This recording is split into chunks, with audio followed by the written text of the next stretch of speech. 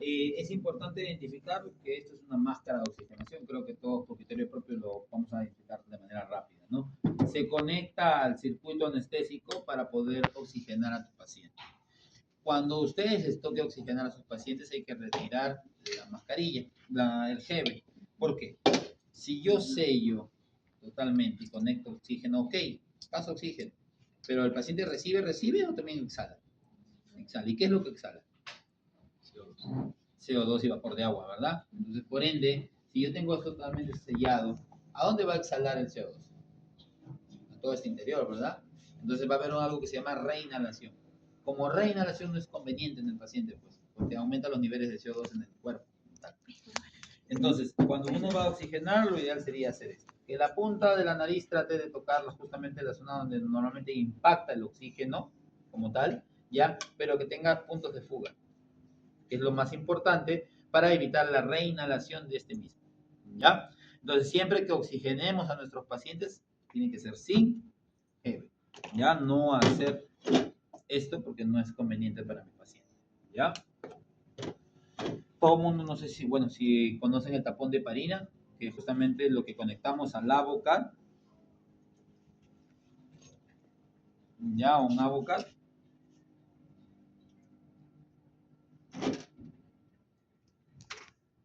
Uno permeabiliza un acceso venoso introduciendo, sacando y dejando el capuchón de plástico, ¿no? El tapón de Parina justamente va aquí acoplado y me permite, exacto, uno y dos, el pase rápido de medicamentos. Una vez que está acoplado y eso está en mi acceso venoso, si yo tengo una jeringa, digamos, ¿no? Bueno, podríamos, pero está en un acceso venoso. Si ha confirmado el acceso venoso, no es necesario hacer la retracción buscando esa burbuja de aire, ¿no? Y no un lecho sanguíneo cuando lo haces en un intramuscular, porque podrías no colocarlo en el músculo, sino en un vascular, y tú no quieres poner una droga justamente a nivel de torrente sanguíneo, ¿no? Entonces, sirve justamente para eso, una rápida aplicación de alguna droga que yo necesite utilizar. Ahora, anestesia, normalmente una vez que yo hago el acceso venoso, me sirve para poner dos conexiones. Propofol, fentanilo. Propofol y una infusión que tenga fentanilo, lido, queta, por ejemplo, ¿no? Es una opción. Ya ustedes tienen que acostumbrarse, doctores, a canalizar dos vías siempre en su paciente. Siempre. En la medida de lo posible, tienen que ser dos vías. Uno para el pase de drogas y la otra para la vía permeable. Simplemente suero. Y si tengo alguna emergencia, la paso directamente por ahí. ¿Ya? Entonces tenemos, otro punto importante es que sepan o determinen que el Avocat Avocat o catéter va en relación al acceso venoso de mi paciente. Si yo tengo una vena del tamaño de mi dedo, pues este es un Avocat por criterio muy pequeño, ¿verdad? ¿No? Entonces buscaría quizás el más grande. Entonces, cuando tengo pacientes con un acceso venoso, a lo que quiero hablarles o llegarles en español es que uno acomoda el Avocat o catéter que el más grande puede entrar en el tamaño de la vena. Ya, lo que quiero llegar, si esa vena es gruesa, es grande, pues pongo más grande, no me pongas el morado, el 26, que es delgadito. Porque es como que yo quiera, ay, perdóneme, doctor, doctora, es querer pasar una gran cantidad de fluidos, es como querer soplar por una cañita, para que me entiendan. Entonces, puedo programar mi bomba con toda la intención de, no sé, 40 ml hora. La presión de la bomba manda el fluido, pero se choca con una entradita así de chiquita. A diferencia de que si pongo un catéter o Avocat de un diámetro correcto, este debería permitir de que esos 40 ml realmente pasen y no generen aumento de presión. No es conveniente porque puede generarme incluso una flebitis en algún momento o generarme algún tipo de isquemia o lesión a nivel de ese lecho venoso. Hay que tener mucho cuidado con ello, ¿ya? Bueno, máquinas para poder afeitar a sus pacientes, los laringo, que como les dije, normalmente podemos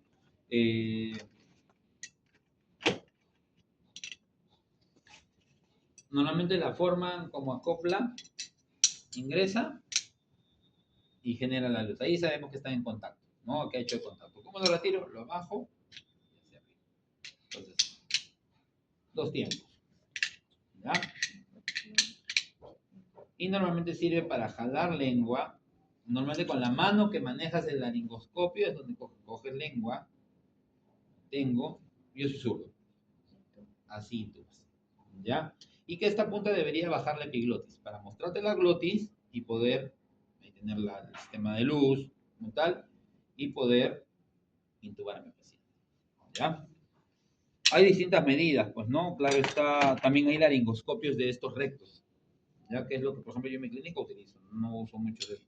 Quizá me va mejor esto para los braquicéfalos. Como tiene uno corto y medio ondeado, normalmente va a ser más cómodo poder bajar, ¿ya? Pero también vamos a aprender a intubarlo sin laringoscopio. Es otra forma cómoda de poder manejarlo, ¿no?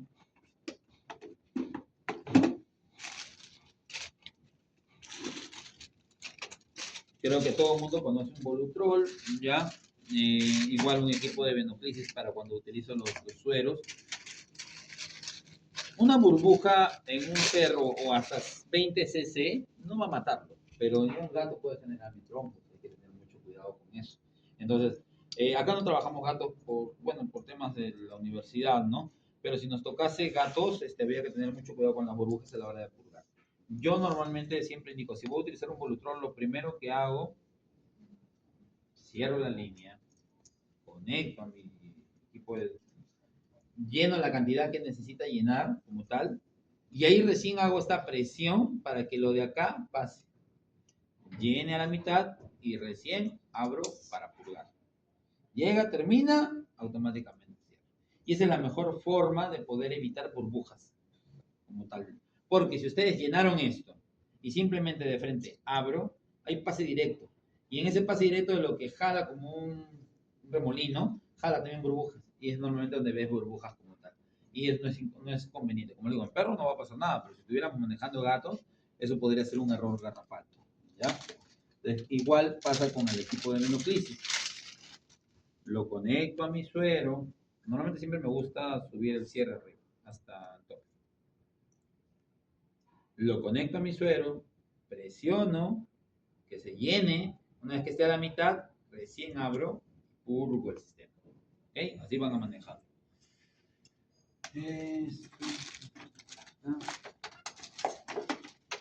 Está totalmente prohibido para todos que las drogas que van a estar en mesa me las estén llevando acá. Vienen, cargan y lo dejan en su sitio. Y aquel que yo encuentre alguna droga en mesa, empieza a bajar puntos. ¿Ya? El fentanilo está controlado, por si acaso, la ketamina igual, así que no puede desaparecer misteriosamente, ¿no? Lo digo porque ya ha pasado. Existe algo que esto sí es muy importante, el manejo del AMBU.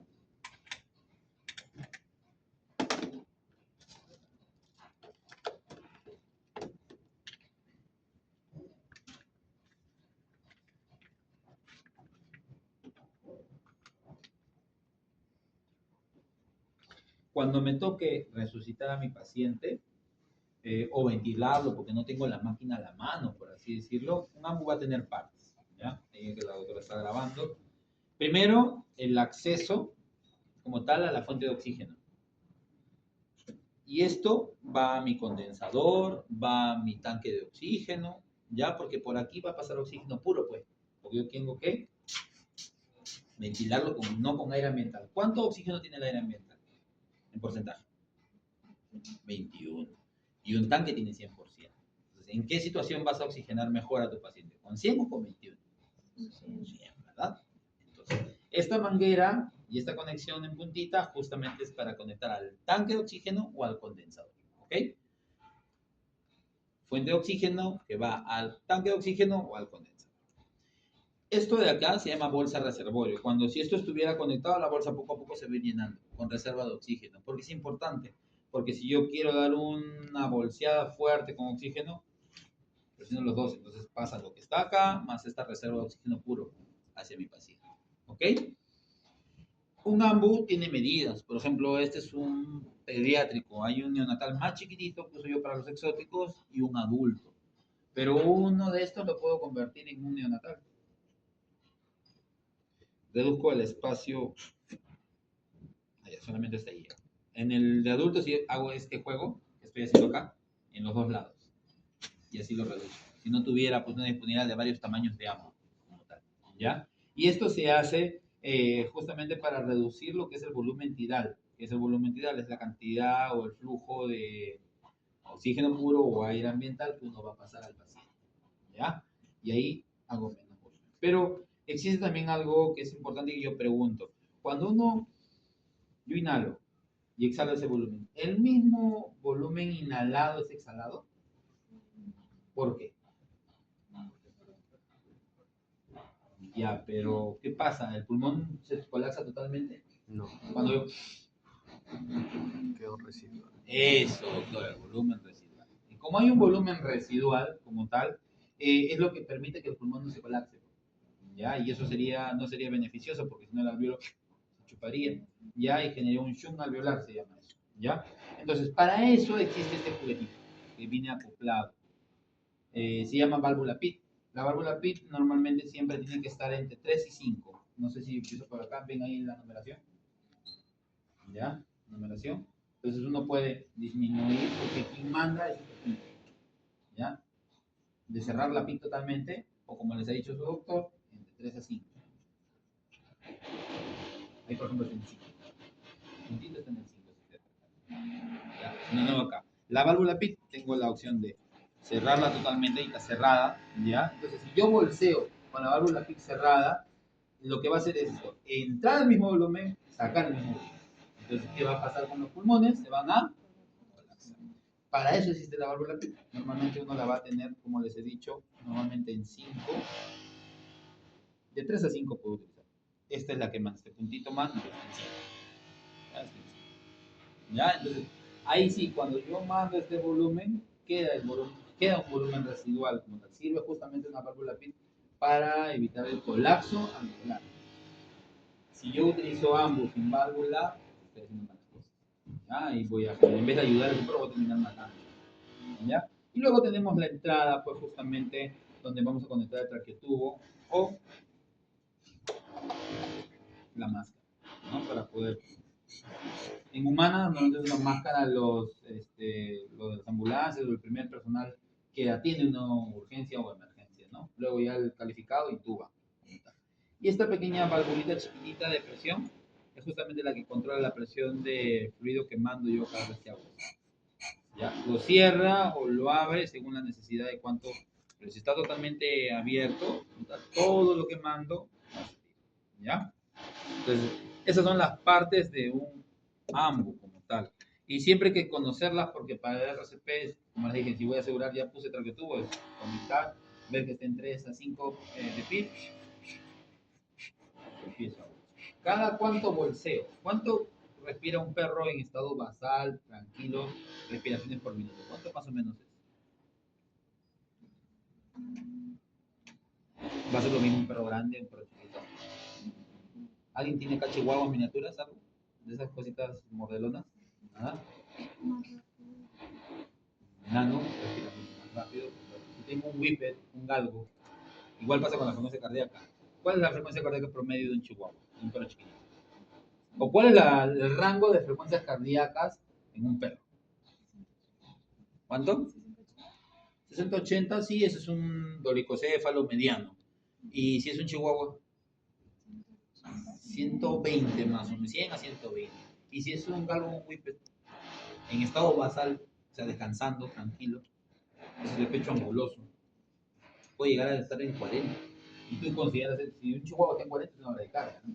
Pero hay que por eso entender el tamaño, la raza y la contextura de todas. Ya saben, el whip, pegado, ¿cómo son? Pues un abdomen anguloso y un pecho muy anguloso también, ¿no? Como tal. Un braquicéfalo, por ejemplo, también tiene ciertas características en la frecuencia cardíaca como tal. Lo mismo pasa con la respiratoria, pero más o menos uno en anestesia se va a mentalizar de que debo tener un paciente que va a respirar, o sea, lo fisiológico normal para mantener una buena saturación de oxígeno, quizás entre 17 a 20 respiraciones minuto, ¿ya? Que eso representa en que uno lo va a bolsear, por así decirlo, cada 5 a 7 segundos. O sea, lo anestesia, lo tengo en apnea, no, lo tengo en apnea, yo te voy a decir bolsea, ustedes deben de saber, el doctor dijo cada 5 a 7, ¿no? De 101, 102, 103, 104, 105, 101, 102, 102, 107, volteo. Puedes utilizar entre 5 a 7, eso depende de tu criterio, ¿ya? Eso es importante, por favor, saberlo, memorizárselo, porque cuando tengas que bolsear por tu criterio propio ya sabes, o es un Mississippi o 101 para calcular un segundo, ¿ya? Así ya tenemos esto, lo del Lambu, bueno, creo que todo el mundo entiende el tema de jeringas, Avocat, estos son los morados, son los más chiquititos que uso yo para exóticos, que son muy delgaditos, calibre 26, y tenemos los 18, que son los más, ¿no? Un calibre mucho más amplio. Ahí ya en la teoría hay una parte donde normalmente dice cuánto ml por hora pasa uno de 18, cuánto ml por hora pasa uno de 26, ¿ya? Vamos a hablar algo de las máquinas, entonces vamos a jalar una, un permisito para tratar de acomodarla ya y que todos podamos hacer un clic. Valgan verdad, esa es una muy buena máquina, sinceramente. La calidad de sus materiales de composición son buenos, ¿ya? Una máquina de anestesia debe tener cosas básicas que ustedes como alumnos deben empezar a aprender. Lo primero es que como toda máquina debo de tener un motor principal, una parte importantísima que va a ser el vaporizador. Este es el que normalmente va a controlar los porcentajes de halogenados que yo voy a pasar a mi paciente. 0,5%, 1%, 2%, 3%, 4% y hasta 5% es lo que llega, ¿ya? Es un vaporizador de isoflurano. Los colores son estandarizados. El amarillo es evoflurano y este color morado como tal es isoflurano, ¿ya? Entonces, siempre que vayamos a abrir, uno presiona y gira. No me vayan a intentar abrir así, porque me lo van a malograr, ¿ya? Un vaporizador como tal tiene una zona por donde yo voy a colocar el agente inhalatorio. Vacío. Automáticamente cierro. Tengo, como ven aquí, un rango, una línea roja que es el mínimo y la otra superior es el máximo. Tal, ¿ya? El mínimo, doctora, y el máximo. ¿Ok?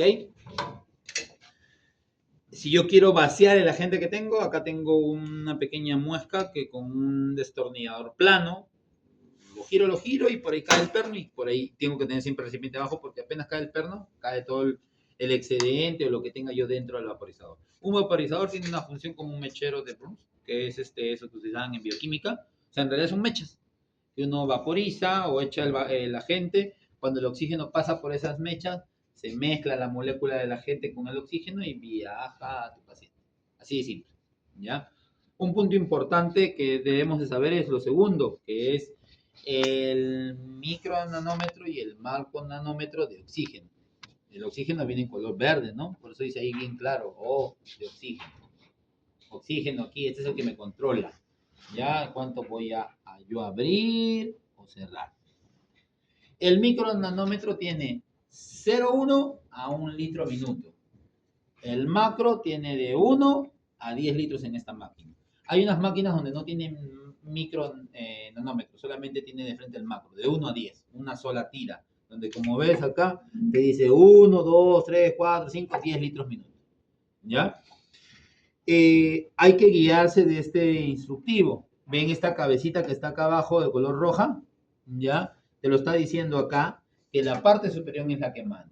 Si la parte superior de esa cabecita está en esta línea de 8, está en 8 litros, no la parte inferior. Hay que saber eso, por favor, ¿ya? Para que sepan cuántos litros minutos estoy pasando, ¿ya?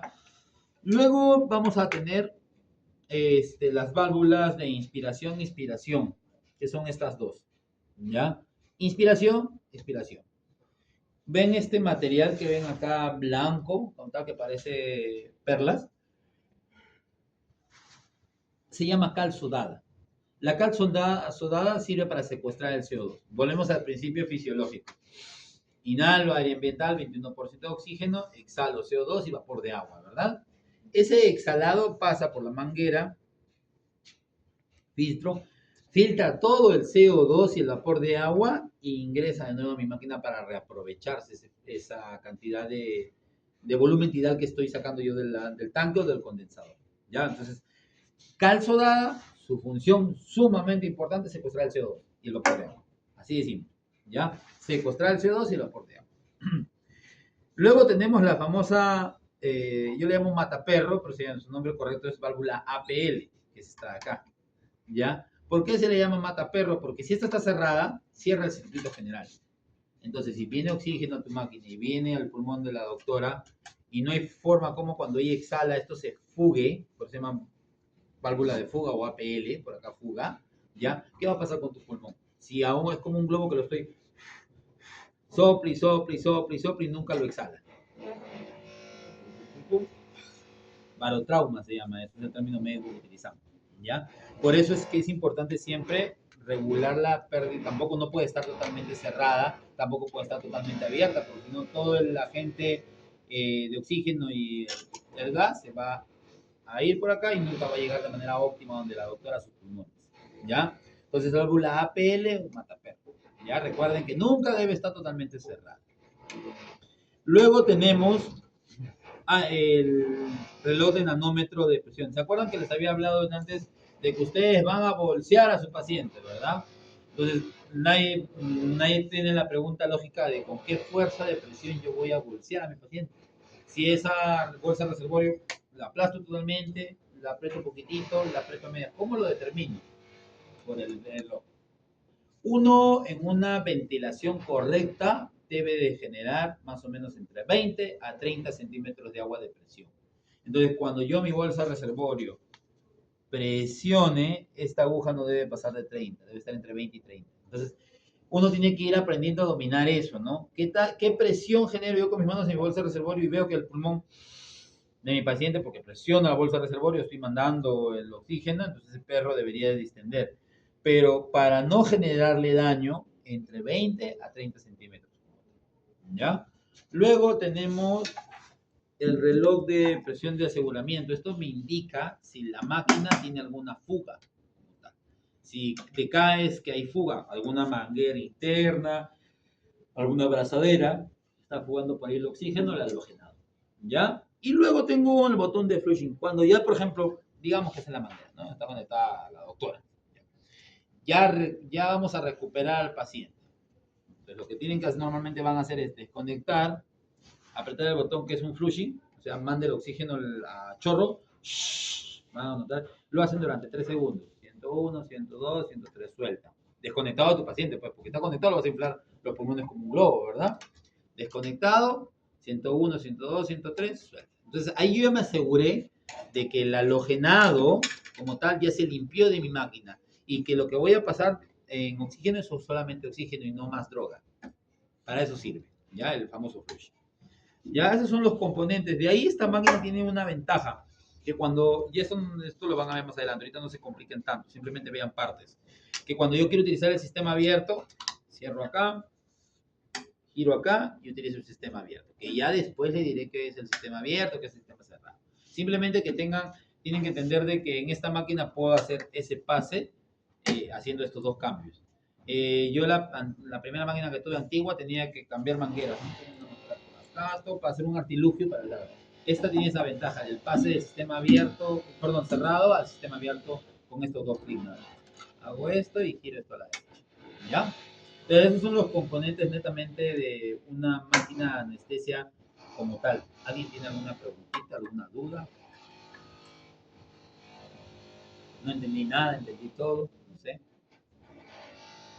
El silencio apremia, yo entiendo, o no entendieron nada o han entendido todo. Al apoyarse ahí no genera ningún daño en la máquina. Perdóneme. Al apoyarse ahí no genera. No, porque esa estructura justamente sirve para poder poner el multiparámetro como tal. Si te dice, por ejemplo, en la que yo tengo de ventilador mecánico, me dice que no puedo poner más de 15 kilos de presión, ¿no? Porque podría malograr un componente, pero es que una de ventilador mecánico tiene todo lo que has visto acá y acá tiene una pantalla propia interna, que es la que me mira los gráficos de ventilación mecánica, un montón de parámetros, aparte de lo que yo les he hablado. Entonces, ahí sí yo no me podría apoyar. Y segundo es que, como te digo, la render de esta máquina como tal tiene sinceramente una buena estructura. No es un metal, no es plástico, ¿no? Todas son chinas, hasta las de Mindra y vienen de origen chino. Pero todo depende de la calidad de los materiales con los cuales fueron fabricados. Y esta es muy buena, de verdad tienen la ventaja ustedes de utilizar o de tener una máquina de buena calidad a lo que quiero llegar. ¿Ya? No sé si ella va justo acá más o menos lejos. Tengo un permisito.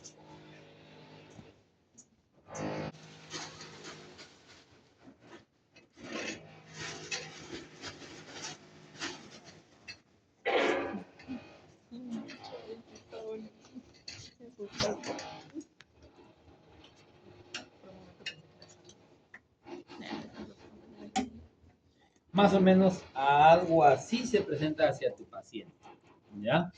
Voy a traer de tú un ratito.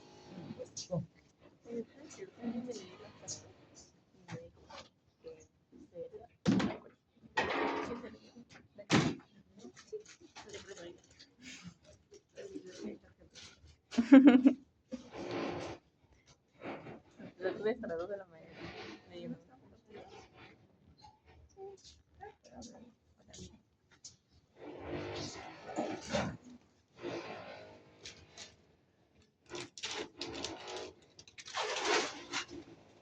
Hoy en día mi paciente, ¿no? Pero bueno.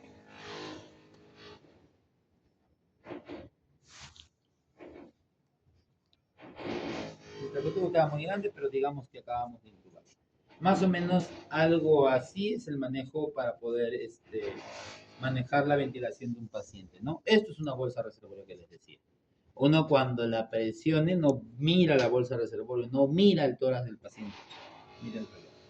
De 20 a 30. Entonces yo genero y esta aguja sube entre 20 y 30. Entonces la presión que he generado ahí es la necesaria para poder ventilar al paciente. Si yo presiono fuerte, miren, llevo hasta 40 y voy a estar 40, 40, 40, voy a generar complicaciones en el paciente. ¿Ya? Esto es un traqueotubo, no sé si lo conocían. ¿Ya? Tiene componentes. Doc, un favor, ¿puedes pasarme una jeringa de 3 ml? Un traqueotubo sirve justamente para asegurar la vía aérea de mi paciente, ¿ya?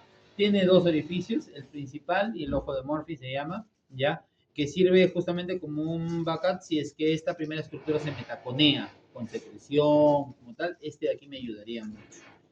Segundo componente es el CAF de insuflación, de 3 o de 5 si es que encuentras.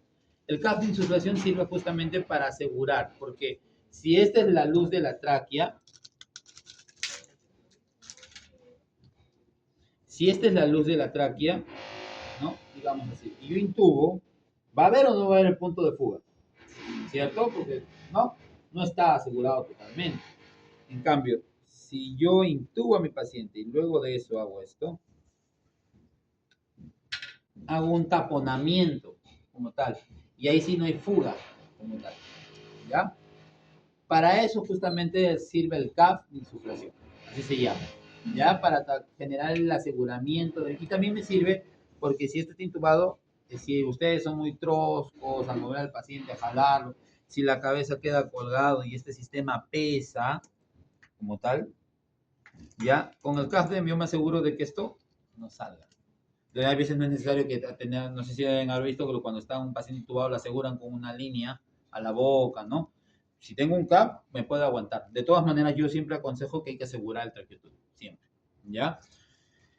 Luego tenemos estas medidas, estas dos líneas que están viendo, 1 y 2. Esto sirve porque cuando uno intuba al paciente, lo ideal debería ser llegar ahí, al medio. No excederme, no antes de esta primera línea, sino al medio.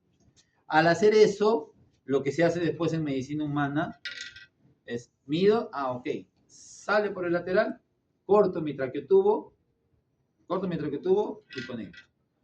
¿Para qué? Para reducir lo que le llamamos el famoso espacio muerto, porque esto es una zona de espacio muerto, que no es real, que va a acumular CO2, que no es conveniente, perdón, para el beneficio de mi paciente, ¿ya? En veterinaria aún todavía tenemos la costumbre de mantener, y bueno, vemos ahí el tubo totalmente lateralizado, ¿no? Se puede, sí, doctores, podrían ustedes cortarlo para tratar de disminuir espacio muerto. En perros, la importancia no va a ser tan marcada, pero en gatos sí hay que reducir el espacio muerto en la medida de lo posible, ¿ya? Ahora, en gatos, como tal, va a ver, ustedes van a escuchar, van a ver literatura si desean. Hay colegas de que no acceden o indican de que el traqueotubo debería ser sin CAP, porque también los hay sin CAP, y que este debería ingresar de manera exacta o justa. O sea, ver una medida de traqueotubo que quepa de manera exacta en ese paciente. Hay otros doctores que dicen, ok, yo sí puedo insuflar el CAP como tal, ¿ya? Pero para eso existe un equipo, ¿ya? Donde normalmente yo veo cuánta presión de aire le voy metiendo.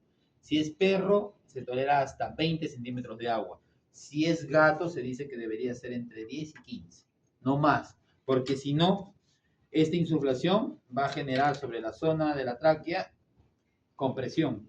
¿Y qué va a pasar con los cilios traqueales? Porque hay cilios, ¿verdad? En la tráquea. No sé si lo sabían. Están ahí dándose vueltas. Y si los presiono como tal, es como que ustedes se echen un día en el pasto y me quede ahí parado todo un día. ¿Qué va a hacer con esa platita? Muere, ¿verdad? Lo mismo pasa. Necrosis de los cilios. Segundo, isquemia de la zona por compresión. Los vasos que irrigan esos anillos traqueales están comprimidos. Entonces la luz de lo que por acá pasa la sangre se aplana. ¿Ya? Y tercero, en gatos puede generar incluso un espasmo traqueal, un espasmo laringio, que le llamamos, y eso no es bueno. Por eso es que está esa discusión de autores entre insuflarlo, y si lo vas a insuflar de 10 a 15, o si no, utilizar uno sin este cap de insuflación. ¿Ya?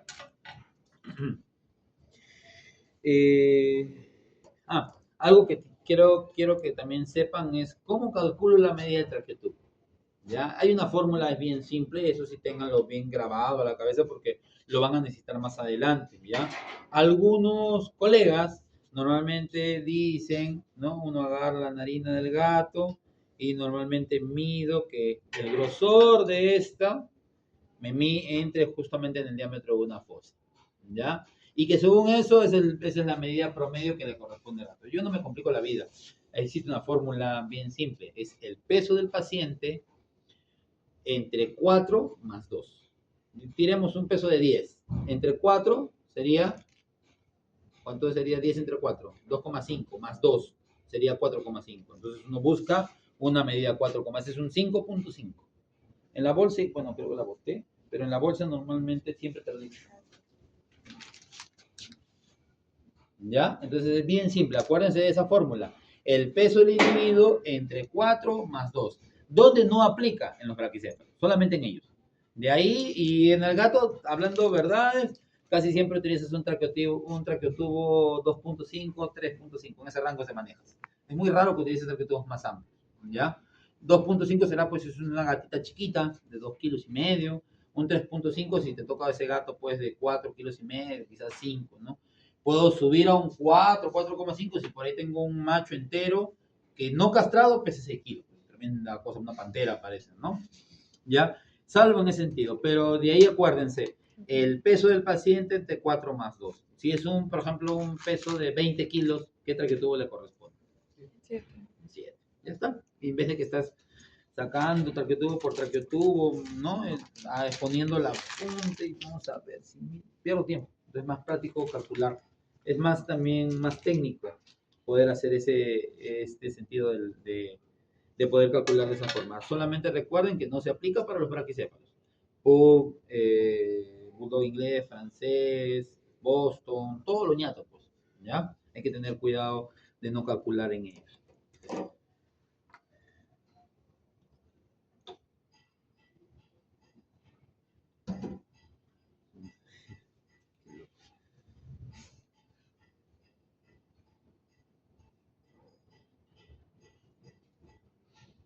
Lo que les mencionaba con el tema del RCP es que en la medida de lo posible, si hay una vía permeable ya colocada, ¿no? Se suscitase el tema del paro. Vamos a ponerlos en esa mesa, si no, porque está la máquina, no me deja.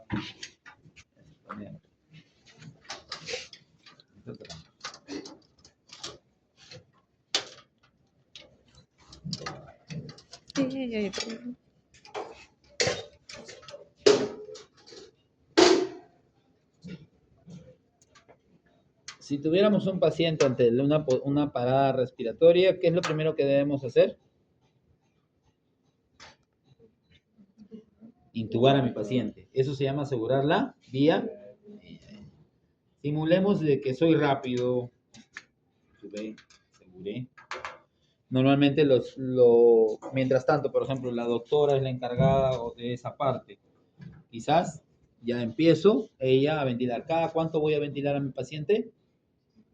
Cada 5 a 7 segundos, ¿no? Entonces, ella ya cumplió su primera parte, su primera función. El otro médico es el que ya tenía listo en aquel de drogas su adrenalina, porque es la primera droga que vas a utilizar, ¿no? ¿Cuánto es la dosis de adrenalina? Puede ir de 0,1 hasta 0,5 miligramos kilo. Ya debería ir calculada. Entonces, yo ya tengo para eso un acceso venoso. Canalizo mi acceso venoso, o bueno, coloco mi tapón de heparina, paso droga. Esto estamos haciéndolo de manera pausada y calmada, pero lo ideal es intubar, poner la droga y empezar con el masaje. 101, 102, 103, 104, 105, 106, 107, 108. Lo puedo hacer, yo normalmente lo hago 60 a 70 repeticiones y ausculto. Veo si tengo el despegue cardíaco como tal. Si este despegue no es óptimo, vuelvo a repetir 60 a 70 respiraciones. Ahora, en un gato más chico, como les mencionaba, yo prefiero hacer esto. Poner codo, flexión, tercera, cuarta costilla, sé que ahí está corazón. Entonces, yema de mi pulgar, ahí, y por contraparte, los otros dos dedos en la parte dorsal, bueno, ventral, en este caso en la posición en que estamos, ¿no? Y empiezo 101, 102, 103, 104, 105, 106 y hago las repeticiones durante 60, 70, ausculto como tal y veo si tengo el despegue. Si tengo el despegue, bueno, ya, o si este despegue no es muy óptimo, repito de nuevo 70 a 70 con aumento de la contractibilidad para ayudar a ese corazón. Tratar de alinearse una vez que tengo el despegue con que cada contracción vaya de la mano con mis dedos. Pues. ¿Me dejo entender? Porque ¿qué hago si justo el corazón quiere dilatarse y yo lo estoy comprimiendo? ¿No? ¿Qué va a pasar a nivel fisiológico? La precarga se va a ver comprometida porque lo que estaba entrando, un dedo de arriba, ¡pum!, me saca de las cavidades cardíacas. ¿Qué pasa a nivel pulmonar, con la arteria pulmonar? ¿O qué va a pasar con ese pulmón? No va a colapso porque estamos hablando de fluidos.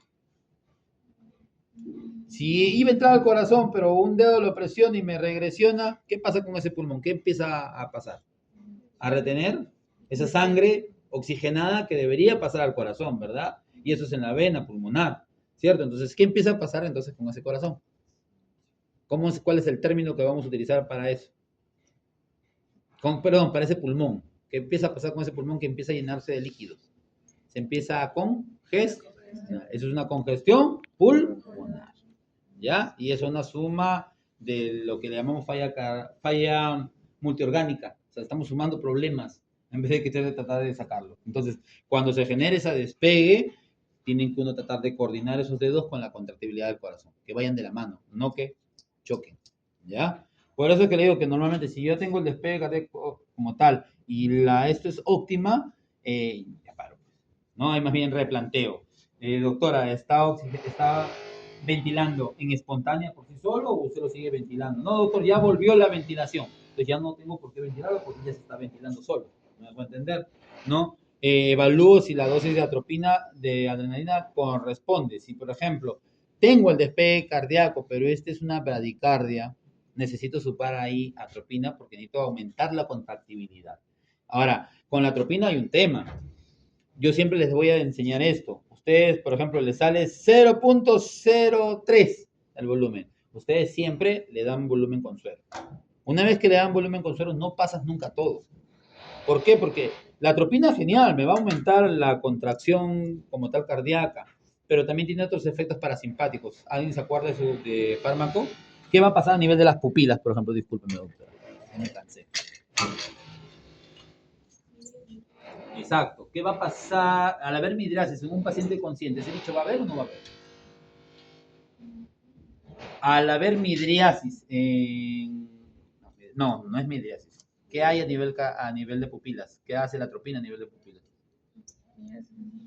Miosis, midriasis, perdónenme, midriasis. Ya.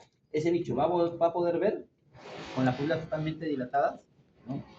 Ese es uno. Dos, produce taquicardia, ¿verdad? La atropina. ¿Cierto? ¿Alguien de ustedes alguna vez ha tenido una taquicardia, no sé, emocional? Yo sufro de temas de cardíaco, doctor. ¿Duele o no duele cuando tienes una taquicardia del pecho? ¿Qué sientes? ¿Sientes, verdad? Porque yo también lo he tenido. El corazón se te va a salir. Ahora, ¿cuánto más o menos dura la droga en el cuerpo una vez instalada? La atropina.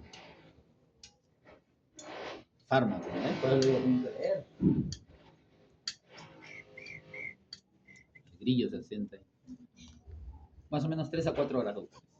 Entonces, te planteo el panorama. Acabo de salir de un paro cardiorrespiratorio donde estaba yo en un cuadro de inconsciencia. Me levanto y estoy ciego. Me levanto y tengo el corazón que se me va a salir del pecho. ¿Es conveniente eso en el paciente? Definitivamente no, pues no. Es por eso es que uno titula la droga, en el sentido de que le doy volumen de suero para que la molécula, ahí existe el concepto de soluto solvente, ¿no? Doy mayor solvente en ese soluto.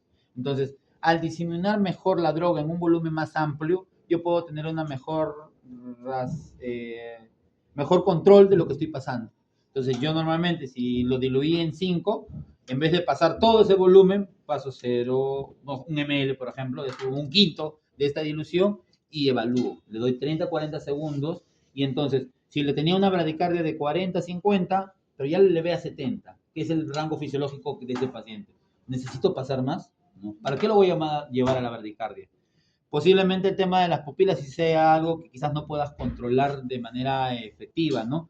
Pero sí te adelanta que el despertar de ese paciente sea en un lugar poco tenue, con poca luz como tal, nada de sonidos metálicos, es pésimo, eso estimula más, ya proteger a ese paciente, no vas a ponerle un kennel quizás donde tenga barrotes muy amplios, donde por ahí pueda meter el hocico entre barrote y se pueda generar lesiones, no sé, le pongo algo para limitarlo, todo oscuro y todos hablan muy despacito, no podría ser esa área de recuperación al costado de la sala de Grumman, por ejemplo, ¿me entienden? Entonces, uno se adelanta esas cosas para hacer al menos un poco más cómodo ese despertar de tu paciente. A eso quiero llegar, ¿ya? Entonces, tengan mucho cuidado, la atropina sí te va a salvar la vida, pero si no lo sabes manejar de manera correcta, va a pasar todo lo que te estoy suscitando y eso es horrible para el pobre bicho. Los bichos normalmente van hacia una esquina y deliran, lloran, porque no ven, pues, esta vez como uno tiene razón de conciencia, ¿no?